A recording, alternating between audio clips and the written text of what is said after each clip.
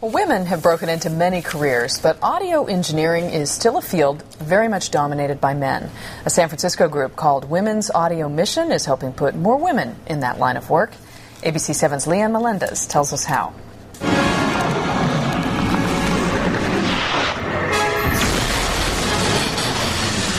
Star Wars: The Force Unleashed is among the most popular video games sold to teens and young adults. This is the woman who put the instruments, voices, and sounds together to create a dramatic blend. Leslie Ann Jones. She makes sure to always highlight her middle name. So I think the only way I could really, point out that I was a woman when I was on credits for records was by using my middle name. Today she is highly respected by her peers as the director of music recording and scoring for Skywalker Sound. She was on the music team for other video games, God of War 3 and Uncharted 2. Today she encourages young women to enter the field of sound engineering. The ability to nurture the self-expression in young girls will go a long way towards seeing more women in technical roles. Look here, my dear, before I turn and run. That's what Women's Audio Mission is doing, promoting women and girls like the group The She's in the recording arts and music production. This was the only women's group attending the recent Audio Engineering Society convention at Moscone Center. 18,000 audio professionals from all over the world attended. Notice how most are men. Terry Winston founded the San Francisco-based organization in 2003.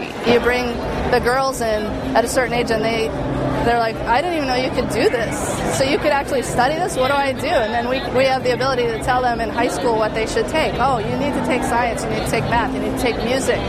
Through science, they learn how sound travels.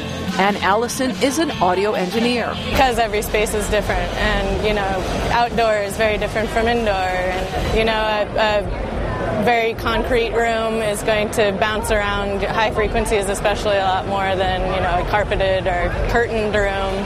A few years back, Women's Audio Mission helped her land a job with Grammy Award-winning performer Tracy Chapman.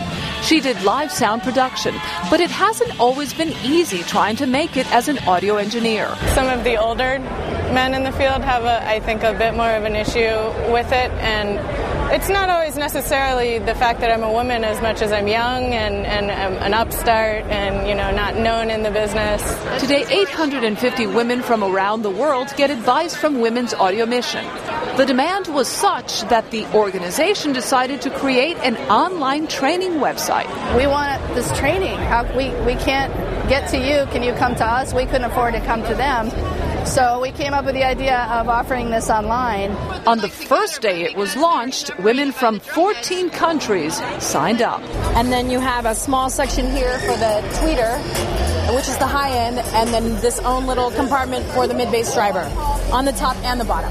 Suzanne Elliott is another product of Women's Audio Mission. She works for Barefoot Sound, building high-end recording studio monitors. I went to school for recording, and I really got into tech work and like to do building, and I'm artistic and I like to work with my hands, and so I started with him 5 years ago in the basement of his house.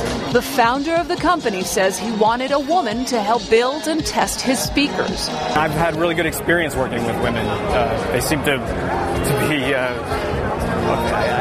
it maybe sounds sexist, but they actually seem to be more, dedicated and thoughtful about their work. Elliot believes women have a better ear for this kind of work. Yes. Women's hearing breaks down later in life, too. She and Women's Audio Mission are here to change the face of sound. In San Francisco, Leanne Melendez, ABC7 News.